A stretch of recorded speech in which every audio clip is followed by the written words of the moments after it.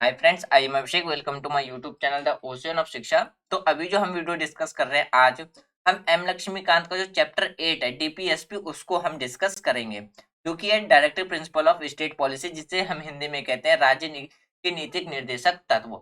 ये हमारा चैप्टर 8 रहेगा। और इससे पहले कि जितने भी जो चैप्टर थे 1 से लेकर 7 तक, वो ऑलरेडी हमने डिस्कस कर लिया। जैसे कि जो हमारा पहला चैप्टर था हिस्टोरिकल बैकग्राउंड, दूसरा चैप्टर था मेकिंग ऑफ द कॉन्स्टिट्यूशन, तीसरा चैप्टर था हमारा salient feature of Indian constitution, fourth chapter था preamble of constitution, fifth chapter था union and its territory, six chapter था सिटीजनशिप, और जो सेवन चैप्टर है वो है हमारा फंडामेंटल राइट, जो कि एक सबसे ज्यादा लेंदी और प्लस सबसे ज्यादा इंपॉर्टेंट क्वेश्चन, यानी कि सबसे ज्यादा इंपॉर्टेंट चैप्टर है, जिसे हमने टोटल 20 लेक्चर में कंप्लीट किया है। यानी कि अगर हम बात करें, जो हमारा सिर्फ फंडामेंटल राइट का जो चैप्टर चला है, डिस्कशन चला, वो कितने लैंग्वेज में चला है, यानी कि 20 लेक्चर में वो कंप्लीट हुआ। और उसमें भी हमने फिर लास्ट लेक्चर में क्या है, फिर एमसीक्यू क्वेश्चंस प्रैक्टिस किए थे, जो कि किसी भी एग्जाम में पूछे जा सकते थे, जिसमें हमने वनडे एग्जाम में जैसे कि यूपीएससी, पीएससी, एसएससी, इन तीनों हर एक फॉर्म के एग्जाम के पैटर्न से हमने क्या है, क्वेश्चंस को डिस्कस किया है। तो आप उसको जाकर के प्ले लिस्ट में जाकर के देख सकते हैं। तो आज हम अपना चैप्टर 8 का फर्स्ट लेक्चर डिस्कस करेंगे, जिसमें हम डीपीएसपी के बारे में समझेंगे कि हमारी कॉन्स्टिट्यूशन में डीपीएसपी के बारे में क्या कहा गया है, और उसके फीचर्स के बारे में बात करेंगे। और नेक्स्ट वीडियो में हम क्लासिफिकेशंस पर डिस्कस करेंगे कि डीपीएसपी को कितने क्लासिफिकेशंस में क्या कर रखा है, तो डिवाइड किया गया है। तो चलिए स्टार्ट करते हैं हम अपना आज का डिस्कशन। अगर हम डीपीएसपी की बात करते हैं, यानी कि जो directive principle of state policy है, वो हमारे कॉन्स्टिट्यूशन में आर्टिकल 36 से लेकर के 51 ए तक रखा गया है। वैसे अगर हम अपने कॉन्स्टिट्यूशन के अकॉर्डिंग बात करें, तो आर्टिकल 37, यानी कि 36 एंड 37 से हमारे डीपीएसपी की डिटेल स्टार्ट ना होकर के वो कहाँ से स्टार्ट की गई है, आर्टिकल 38 से बताई गई है कि आखिर डीपीएसपी है क्या। तो पहले हम ये समझेंगे कि जो आर्टिकल 36 और आर्टिकल 37 वो किस बारे में बात करता है।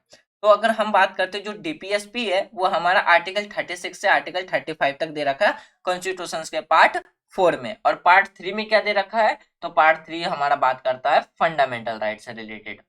पार्ट 3 किससे बात करता है, फंडामेंटल।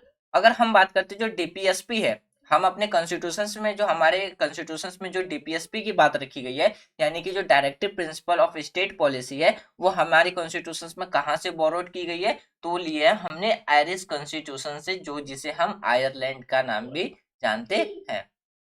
आयरलैंड के कॉन्स्टिट्यूशन से हमने इसे बोरोड किया था। कब, तो 1937 में। जिसे, और जो अगर हम बात करते हैं आयरिश कॉन्स्टिट्यूशन ने कहा से कॉपी किया था, वो किया था स्पेनिश कॉन्स्टिट्यूशन से। कब, तो 1937 में। यहाँ पे फ्रेंड थोड़ा सा मिस्टेक हो गया था। तो आयरिश कॉन्स्टिट्यूशन ने कॉपी किया है किससे, स्पेनिश कॉन्स्टिट्यूशन से 1935 में, और हमने इसको बोरोड किया है आयरिश कॉन्स्टिट्यूशन से, अपने कॉन्स्टिट्यूशन में ऐड किया है डीपीएसपी। और जिसे डॉक्टर भीमराव अंबेडकर के द्वारा क्या कहा गया कि ये जो डीपीएसपी है वो हमारे कॉन्स्टिट्यूशन का एक नॉवेल फीचर है, यानी कि जिसे हम क्या कहते हैं, उपन्यास विशेषता का नाम दिया गया था डॉक्टर भीमराव अंबेडकर को। और जो हमारा फंडामेंटल राइट है, फंडामेंटल राइट को डॉक्टर भीमराव अंबेडकर के द्वारा क्या कहा गया था कि फंडामेंटल राइट हमारे कॉन्स्टिट्यूशन का सोल एंड हार्ट है। क्या है, सोल एंड हार्ट, यानी कि हृदय और, यानी कि आत्मा और हृदय कहा था। और उसी तरीके से जो हमारा फंडामेंटल आर्टिकल 21 है, वो सुप्रीम कोर्ट के द्वारा क्या कहा गया था कि ये फंडामेंटल का हार्ट है। किसका हार्ट है, तो फंडामेंटल का हार्ट है। क्यों, क्योंकि आर्टिकल 21 के अंदर हमें कितने फंडामेंटल राइट देखने को मिलते हैं, 35 और राइट्स हमें देखने को मिलते हैं। तो इसीलिए सुप्रीम कोर्ट के द्वारा कहा गया था, इसलिए सुप्रीम कोर्ट के द्वारा क्या कहा गया था कि जो फंडामेंटल राइट आर्टिकल 21 है, वो फंडामेंटल राइट का क्या है, तो हार्ट है। और फिर उसमें क्या जजमेंट दिया था कि सुप्रीम कोर्ट के द्वारा कहा गया कि आर्टिकल 20 एंड 21 ऐसे तो फंडामेंटल राइट है जो कि सस्पेंड नहीं किए जा सकते हैं किसी भी ड्यूरेशन में। तो उसी तरीके के द्वारा क्या कहा, तो डॉक्टर भीमराव अंबेडकर के द्वारा जो हमारा डीपीएसपी है, वो इंडियन कॉन्स्टिट्यूशन का कौन सा संज्ञा दिया, कौन सा नाम दिया, तो नोबेल फीचर्स का नाम दिया। अगर हम बात करते हैं हमारे कॉन्स्टिट्यूशंस का फिलोसफी की, अगर बात करें कि इंडियन कॉन्स्टिट्यूशंस की फिलोसफी क्या है, तो वो हमें किस में देखने को मिलता है, डीपीएसपी और फंडामेंटल राइट में देखने को मिलता है। यानी कि अगर हम बात करें डीपीएसपी और फंडामेंटल राइट को क्या कहा गया है, फिलोसफी ऑफ द कॉन्स्टिट्यूशन और सोल ऑफ द कॉन्स्टिट्यूशन कहा गया है। फिर अगर हम बात करें ग्रेविल ऑस्टिन के बारे में, तो उन्होंने डिस्क्राइब किया है कि फंडामेंटल जो प्रिंसिपल है यानी कि जो डीपीएसपी है यानी कि directive principle of state policy, और जो फंडामेंटल है, फंडामेंटल राइट है, वो कंसाइंस ऑफ कॉन्स्टिट्यूशंस के नाम से क्या है, तो उन्होंने डिस्क्राइब किया है। तो यहाँ से क्या है, यूपीसीएस एग्जाम में एक क्वेश्चन पूछा गया था कि आप बताइए कि कॉन्स्टिट्यूशंस के किस फीचर्स को डॉक्टर भीमराव अंबेडकर के द्वारा नॉवेल, मतलब किस फीचर्स को डॉक्टर भीमराव अंबेडकर के द्वारा नॉवेल फीचर्स का नाम दिया है, तो उसका आंसर था वहां पे डीपीएसपी। अब बात करते हैं हम features of directive principle of state policy के।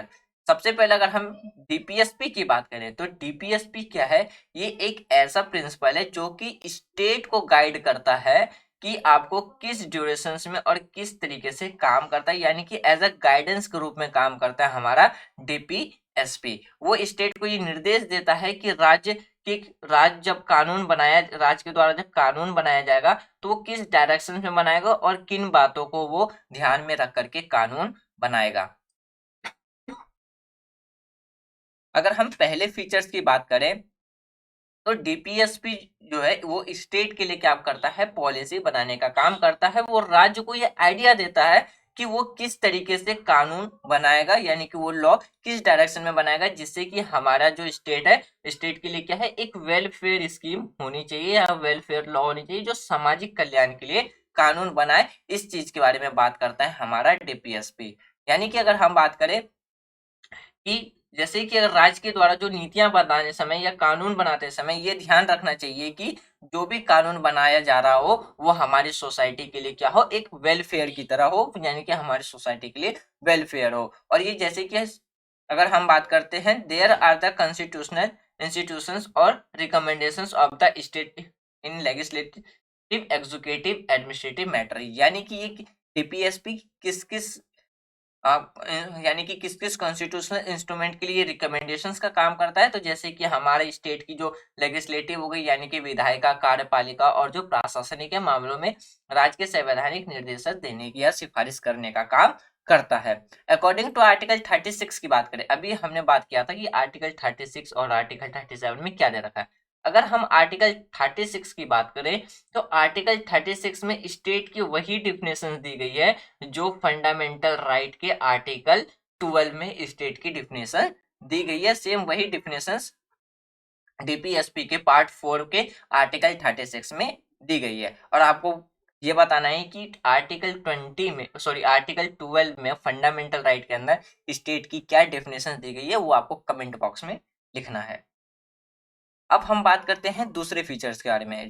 जो directive principle of state policy है, अगर हम इंडियन गवर्नमेंट एक्ट 1935 देखें तो उसमें हमें किस नाम से देखने को मिलता है, इंस्ट्रूमेंट ऑफ इंस्ट्रक्शंस के नाम से हमें जो हमारा डीपीएसपी है वो हमें देखने को मिलता है। और डॉक्टर भीमराव अंबेडकर के वर्ड्स के अकॉर्डिंग बात करें तो डायरेक्टिव प्रिंसिपल जो है वो किस तरीके से एक इंस्ट्रूमेंट यानी कि instrument of instructions which where issues मतलब issues और to the governor general and the governor of colonies of India British, यानी कि जब डॉक्टर भीमराव अंबेडकर के द्वारा कहा गया कि जब भारत अंग्रेजों के अंदर में गुलाम था तो उस टाइम जो गवर्नर जनरल और जो गवर्नर्स हमें देखने को मिलते थे, जिस तरीके से उन्हें ये इंस्ट्रूमेंट यानी कि एक इंस्ट्रक्शंस देने का काम किया करता था कि किस डायरेक्शंस में उन्हें काम करना है अंडर गवर्नमेंट एक्ट 1935 में, तो उसी तरीके से जो डीपीएसपी है वो स्टेट को ये इंस्ट्रक्शंस देने का काम करता है कि जो हमारा स्टेट है वो पब्लिक या सोसाइटी के लिए किस तरीके से एक वेलफेयर स्कीम्स या वेलफेयर लॉ बनाने का काम करता है। ये इंस्ट्रक्शंस देता है हमारा डीपीएसपी, ये कहा गया था डॉक्टर भीमराव अंबेडकर के द्वारा। फिर जो डीपीएसपी है उसको और किस जैसे कि अगर हम 1935 एक्ट की बात करें तो उसमें डीपीएसपी को किस नाम से जाना जाता था, तो इंस्ट्रूमेंट ऑफ इंस्ट्रक्शंस के नाम से जाना जाता था। लेकिन उसी को फिर क्या है, जैसे ही हमारा देश आजाद हुआ तो उसे directive principle of state policy के नाम से जाना जाने लगा। और जैसे कि अगर हम इंस्ट्रूमेंट ऑफ इंस्ट्रक्शंस की बात करें तो कॉलोनियल टाइम पे ये किसके लिए काम करता था, तो गवर्नर जनरल और गवर्नर्स के लिए काम करता था। लेकिन जैसे ही हमारी कंट्री आजाद हुई, जो directive principle of state policy थी वो किसके लिए काम किया जाने लगा, लेजिस्लेटिव और एग्जीक्यूटिव के लिए फिर ये इंस्ट्रक्शंस देने का काम करने लगा था। फिर अगर हम तीसरे फीचर्स की बात करें, the directive principle constitutive a very comparison economic, social and political program for a modern democratic state। यानी कि यहाँ पे ये बताने की कोशिश की जा रही है कि जो हमारा डीपीएसपी है वो किस चीज के बारे में बात करता है, आर्थिक, सामाजिक और पॉलिटिकल, इसमें वो क्या करता है, democratic state, modern democratic state के लिए ये एक प्रोग्राम की तरह काम करता है। कल जब हमने एमसीक्यू क्वेश्चंस डिस्कस किया था लास्ट वीडियो में फंडामेंटल राइट से रिलेटेड, उसमें एक क्वेश्चन था कि जिसमें दो तीन स्टेटमेंट थे, उसमें से एक स्टेटमेंट ये कह रहा था कि जो हमें फंडामेंटल राइट दिया गया है वो डेमोक्रेटिक को इकोनॉमिक्स, सोशल और पॉलिटिकल के बेस पे वो क्या करता है, डेमोक्रेटिक को स्ट्रांग करने का काम करता है। तो वहां पे ये वाला स्टेटमेंट इसलिए गलत हो गया था क्योंकि ये फंडामेंटल का काम नहीं, ये हमारे डीपीएसपी का काम था। ये काम कौन करता है, तो डीपीएसपी करता है।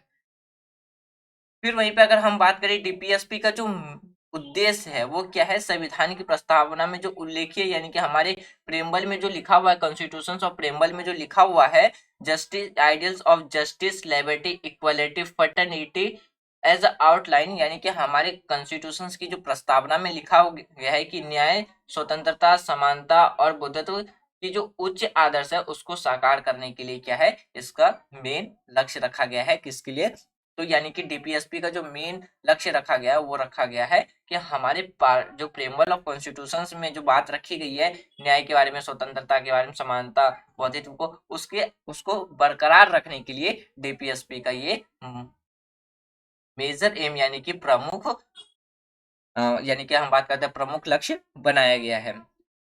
दे embodied the concept of welfare state and not the police state।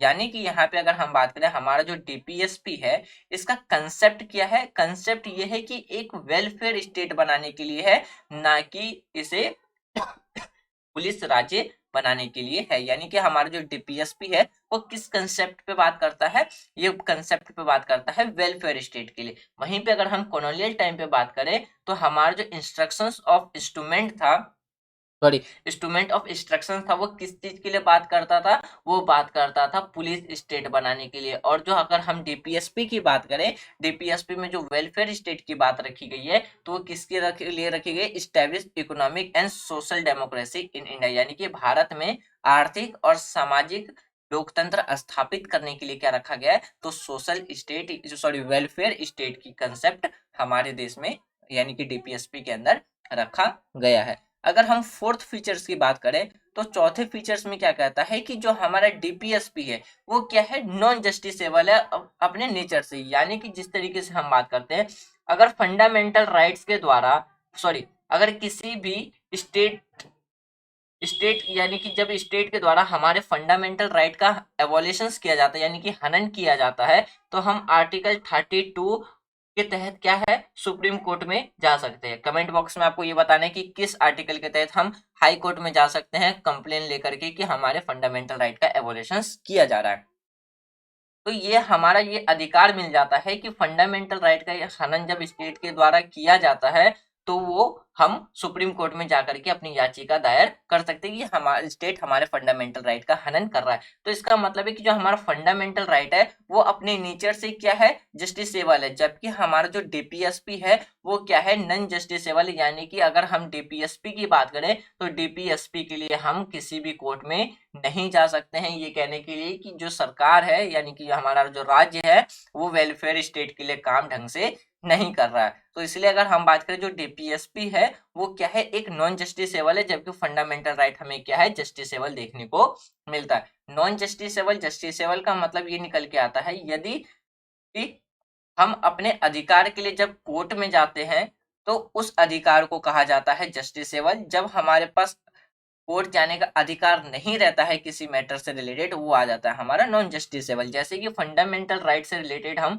क्या है तो कोर्ट जा सकते हैं, जबकि हम डीपीएसपी के लिए किसी भी कोर्ट में नहीं जा सकते, इसलिए कहा जाता है fundamental right is a nature of justiciable और DPSP are not justiciable in nature. तो ये फोर्थ देखने को यानी कि फोर्थ फीचर्स हमें देखने को मिलता है। यानी कि जब अगर हम बात करते हैं स्टेट के द्वारा, सेंट्रल के द्वारा या लोकल के द्वारा अगर हमारे डीपीएसपी का वायलेशंस होता है या डीपीएसपी को लीगली इन्फोर्स करने के लिए हम क्या कर सकते हैं तो कोर्ट नहीं जा सकते, ना उसके वायलेशंस में जा सकते हैं। अब बात करते हैं आर्टिकल 37 में क्या दिया गया। आर्टिकल 37 की बात करें तो वो आर्टिकल 37 स्वयं ये कहता है, सेल्फ ये खुद को एक्सप्लेन करता है कि ये मतलब जो टीपीएसपी का जो सिद्धांत है देश के समान यानी कि देश के जितने भी जो कानून है यानी कि शासन में जो मौलिक है और कानून बनाने में इन सिद्धांतों को लागू कराना राज्य का कर्तव्य होगा। यानी कि आर्टिकल 37 ये कहता है कि जो मौलिक शासन है या जो कानून बनाने की जो सिद्धांत है उसको लागू करना किसका काम होगा, राज्य की ड्यूटी होगी, ये कहता है आर्टिकल 37। यानी कि आर्टिकल 36 में कहा गया है कि स्टेट का डिफिनेशन है और वही स्टेट का डिफिनेशन है जो कि हमारे फंडामेंटल राइट 12 के अंदर दिया गया है। और आर्टिकल 37 कहता है कि अगर हम जैसे कि अगर बात करते हैं आर्टिकल 37 क्या कहता है कि प्रिंसिपल ऑफ फंडामेंटल और किसके बारे में, यानी कि प्रिंसिपल ऑफ फंडामेंटल ये गवर्नमेंट की ड्यूटी है कि वो उसको लॉ कानून बनाते टाइम क्या करे उसको इम्प्लीमेंट करे। अब हम फिफ्थ फीचर्स की बात करते हैं। पांचवा फीचर ये कहता है डीपीएसपी का कि डीपीएसपी क्या है, वो एक तो नॉन जस्टिसेबल है अपने प्रकृति से, लेकिन help the court in examine and determining the constitutional यानी कि वैलिडिटी ऑफ लॉ। डीपीएसपी क्या है, हालांकि वो प्राकृतिक गैर न्यायिक है लेकिन कानून की संवैधानिक वैधता की जांच और निर्धारण में जो कोर्ट है हमारा वो क्या करता है, हेल्प करता है। यानी कि हमारा डीपीएसपी नॉन जस्टिसेबल होने के बाद भी क्या है, कोर्ट इस चीज का जांच करता है कि जो कानून बनाया जा रहा है वो कॉन्स्टिट्यूशनल वैलिड है भी या नहीं। अगर वो कॉन्स्टिट्यूशनल वैलिड नहीं होगा तो उसे अनकॉन्स्टिट्यूशनल डिक्लेयर कोर्ट के द्वारा किया जाएगा। Supreme Court has ruled many a times of date determining the यानी कि constitutionality of any law. If a court find that the law in question seeks to give effect to DPSP, it may consider such law to be responsible in relation to article 14 equality before law और article 19 जो कि 6 अधिकारों की बात रखता है, save such a laws from unconstitutionality. मतलब ये है सुप्रीम कोर्ट ने कई बार ये निर्णय दिया था कि कानून की जो संवैधानिकता है का निर्माण करने में यदि कोई अदालत यह पाता है कि संबंधित कानून एक निर्धारित सिद्धांत को प्रभावित करना चाहता हो तो ऐसा कानून आर्टिकल जो 14 है उससे के संबंध से उचित माना जा सकता है और कानून के समक्ष जैसे कि सामान्यता की बात आती है। यह आर्टिकल 19 के अंदर जो हमारे पास 6 अधिकार है, आर्टिकल 19 में कौन कौन से 6 राइट्स हमें मिलते हैं वो आपको कमेंट बॉक्स में लिखना है। और इस प्रकार के इस तरह के कानून को असंवैधानिक से बचाता है, ये हमें फिफ्थ फीचर देखने को मिलता है डीपीएसपी का।